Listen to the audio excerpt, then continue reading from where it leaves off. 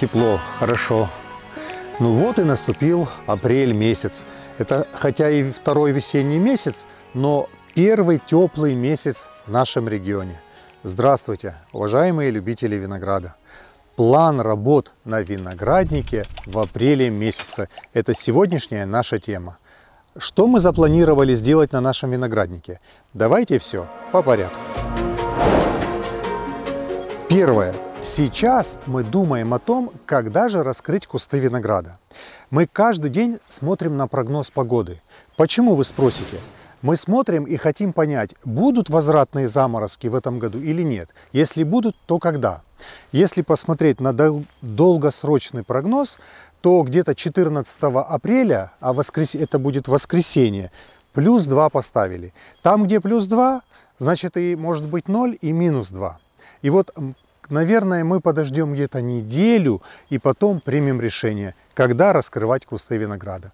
А впрочем, посмотрите предыдущий ролик, и вы все поймете. Итак, первое. В апреле мы раскроем наши кусты винограда, когда минует риск возвратных заморозков. После того, как мы достали наши лозы, логично же, конечно, будет их подвязать на первую проволоку. Первая проволока у нас находится от земли на высоте 60 сантиметров. Иногда вы спрашиваете, а чем же мы подвязываем наши лозы на проволоке? Изолента или нет? Ну, конечно же, нет, это не изолента. Мы используем подвязочник Lian Tapiner, называется Max HTR.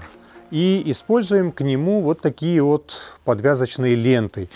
Сюда же входят скобы, заправляем, и подвязка происходит таким нехитрым способом. Ну, тоже все покажем. Итак, второй пункт – это сухая подвязка наших лоз. Ну что, представим себе, что мы достали наши кусты, подвязали их. Что делать дальше? Ну, конечно же, мы будем под кустами винограда разравнивать грунт, потому что где-то холмик, где-то приямок. Разровняем наш грунт и вокруг головы куста сделаем такие, как корыта, приямки. Для чего, вы спросите? Ну, удобно поливать в этих приямках и удобно подкармливать. Итак, третий пункт – это приямки и разравнивание грунта. Следующим пунктом для себя мы выделили нормировка кустов винограда побегами. То есть начинаем делать зеленую операцию. От этого зависит качество урожая. Кусты могут выбросить и 100, и 150, все зависит от площади, и 100-150 побегов. Но столько нам не нужно. Мы оставляем сильные побеги, урожайные побеги. То есть высчитываем, какой возраст куста, какая должна быть нагрузка, и каждому кусту проявляем индивидуальный подход. Но постараемся тоже снять отдельный ролик. От этого зависит урожай как этого года, так и следующего года.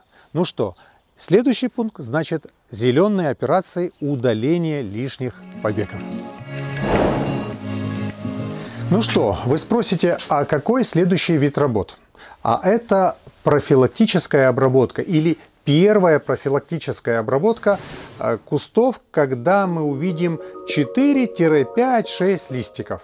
Так как на винограднике много сортов, есть ранние сорта, средние, среднепоздние сорта и так далее, мы ждем, когда большинство из них откроются, и самый последний сорт хотя бы 4 листика, как мы увидим, весь виноградник мы обходим, берем опрыскиватель и делаем профобработку. Спросите, какими препаратами и какими опрыскивателями? Ну, конечно же, там уже подробно все будем рассказывать, но сейчас коротко. Препараты, как обычно, классика: Редамил Голд, Фуфанон, Фалькон, Свич. Кстати, Фуфанон не смешивайте в баковой смеси. Почему? Ну, в инструкции пишут, что нейтрализуется препарат и работать не будет. Лучше Фуфанон отдельно использовать. Ну, допустим, через день, через два можно обработать. А 3 других препарата можно смешивать в баковой смеси в 10 литрах воды и обработать. И на нашем винограднике мы используем аккумуляторные опрыскиватели, литиевая батарейка, которая можно заряжать в любое время. цинковые, они все-таки тяжеловатые. Мы предпочитаем литиевые аккумуляторы. И это не работа, это просто наслаждение. Уже много лет пользуемся аккумуляторными опрыскивателями. И, кстати, в идеале, конечно же, использовать воздуходувку. К нему же подключается воздуходувка и распыляет хорошо препарат. Ну, постараемся все показать вам постепенно, по ходу работы. Итак, следующий вид работы – это первая профобработка. А следующий пункт или вид работ на нашем винограднике – это натяжка антиградовой сетки. Видите, у меня над головой. В предыдущие годы мы снимали эту сетку, складывали и ложили его на хранение. Но в прошлом году решили облегчить себе труд. Вы спросите, как?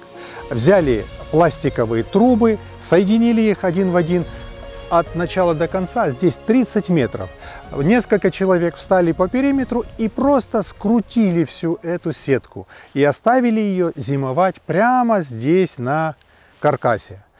Придет весна, мы также размотаем эту сетку, натянем и защитим наш виноградник от града. Итак, вот что нас ждет. Антиградовая сетка. Следующий вид работ или вопрос: нужно ли сейчас в апреле поливать наш виноградник? Хороший вопрос, не так ли? Но все индивидуально. Почему?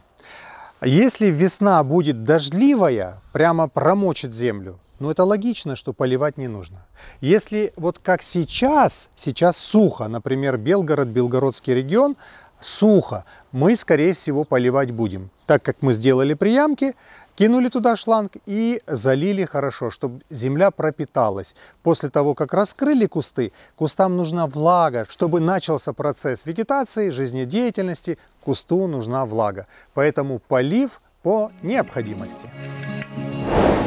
Следующим пунктом тоже хочу выделить – это чистота на винограднике. О чем идет речь? А вот смотрите, весна только началась, только потеплела, вот он уже вырос, видите, сорняк. Если пойдет дождь, бегом растут, если вот недельки-две не убирать здесь, все будет в траве. Берем тяпочки и убираем весь сорняк. Мы хотим, чтобы на нашем винограднике был порядок и была чистота. На сорняках тоже живут грибки, насекомые, и отсюда они могут перейти на виноградник. Чтобы этого не было, мы их удаляем. И также чисто эстетически красиво, когда чисто на винограднике. Но это лично наше решение. Кто-то, наоборот, засевает траву, кто-то полностью закрывает агротканью. Это каждый принимает свое личное решение. Итак, следующий пункт. Постоянно весь вегетационный период мы будем поддерживать чистоту, удалять сорняки. Следующий вид работ на нашем винограднике – это выкорчевка старых кустов. На нашем винограднике всегда проходит ротация. Берем много новинок, испытываем, что-то остается, что-то уходит. Некоторые кусты идут на перепрививку. Те кусты, которые уже нам не нравятся, они просто выкорчевываются. И на это место сажаются новые сорта. Как видите, подо мной вот такая подложка или пластиковая такая вот подстилка. Мы специально застелили слева-справа от этого куста, чтобы во время работы не пачкать агроткань. То есть очень удобно. Можно использовать вот такие подстилки. Выкорчевали этот куст, на это место посадили новый сорт. Вот и вся операция. Следующее, что еще можно делать? Прекрасный день, теплый, солнечный. Если ваш участок еще не подготовлен для того, чтобы там что-то посадить, возможно, растут старые деревья, вы хотите удалить их, выкорчевать их. Самое время. Сейчас, не знаю, как в вашем регионе, у нас сухо, дождей нет, по земле можно ходить. И поэтому мы используем это время, чтобы выкорчевать старые деревья, ненужные деревья и использовать это место по целевому назначению.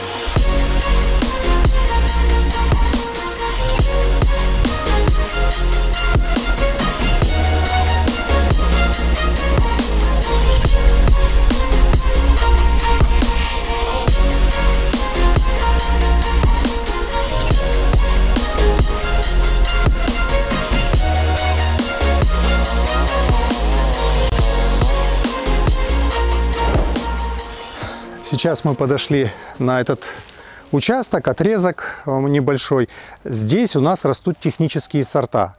И тут мы досадили еще 3 ряда виноградника. Видите, шпалер нет. Мы запланировали здесь установить одноплоскостные шпалеры, как вот справа от меня уже стоят шпалеры. Поэтому, насколько возможно, постараемся тоже снять ролик и показать вам установка одноплоскостных шпалер. Как видите, сейчас мы находимся в теплице, где мы выращиваем вегетирующие саженцы. Здесь есть ваши заказы, также есть много свободных саженцев, которые можно приобрести, то есть приехать на наш участок и приобрести. Ассортимент, что у нас останется на этот год на продажу, будет ясен во второй половине апреля. Где-то после 15 апреля можно звонить, уточнять сорта, делать заказы. И, скорее всего, конец апреля или начало мая можно приезжать и забирать свой заказ. Скажу сразу, что больше 100 сортов здесь свободных будет. Как столовых, так и технических, бескосточковые сорта. Много интересного. Как старые проверенные сорта, так и много новых сортов. Вот есть тут партия, которая была чуть раньше посажена. Видите, уже с листиками. Буквально вчера досадили вот здесь еще штук 150, вот видите саженцы, и почки только-только набухли. Нужно еще 2 недели, чтобы мы видели качество этих саженцев и уже дальше пересчитали и начали дальше принимать заказы. Итак, ухаживаем за вегетирующими саженцами. Следующий кропотливый труд в этой теплице. Как приятно идти по агроткани, по этим дорожкам. Вот пошел дождь, если грязно было раньше, вот несколько лет тому назад мы не могли зайти на виноградник. Приходили к нам домой гости, и мы всегда говорили: возьмите с собой сменную обувь. Сейчас мы об этом не просим их. Почему? Потому что мы постелили агроткань, и хоть в тапочках можно ходить. Она не скользкая, пропускает воду, дышит, и нас это устраивает. 3 года, как агроткань лежит здесь. Завод-изготовитель, кажется, 5-6 лет дает срок службы этой агроткани. Есть еще участки, где мы не постелили агроткань. И следующий вид работ – это еще достелить, где мы еще пропустили агротканью. И тогда по всему винограднику мы будем ходить хоть в тапочках. Сегодня днем передают плюс 23-24 градуса. Стою в куртке, уже жарко. Приятная весенняя пора. Как видите, в апреле месяце очень много работы на нашем винограднике. Конечно же, в этом ролике мы рассказали об основных видах работ. Есть еще много других мелких или сопутствующих работ. Все зависит от того, на какой стадии ваш виноградник, на какой стадии формирования, есть шпалеры или нет, и так далее и тому подобное. В каком регионе вы живете. В любом случае, надеемся, что информация из нашего ролика будет для вас интересная и полезная, информативная. Также, пользуясь случаем, хочу сказать, что иногда вы спрашиваете: а на нашем участке растет только виноград или есть какие-то другие культуры, или деревья, или кустарники? Хочу сказать, что есть. И теперь вопрос к вам. Скажите, будет ли вам интересно увидеть и другие культуры? Например, абрикос, персик, яблони, груша, если это малина. Или в этом году, кстати, мы приобрели для себя голубику. В прошлом году пошел на рынок, купил немножко голубики, попробовал. Первый раз попробовал, и она мне так сильно понравилась. А потом мне сказали: ну это привозная голубика, домашняя будет еще вкуснее. И я с ними согласен. Так что мы купили голубику и хотим в этом году посадить. Для нашего региона как посадить, как ухаживать? Скажите, если вам будет интересно, напишите в комментариях. Мы обязательно постараемся снять ролик. Ну что, достаточно на сегодняшний день. Будем заканчивать наши съемки. Как обычно, хотим пожелать вам прекрасных урожаев, прекрасной погоды, крепкого здоровья вам и вашим близким. Успехов!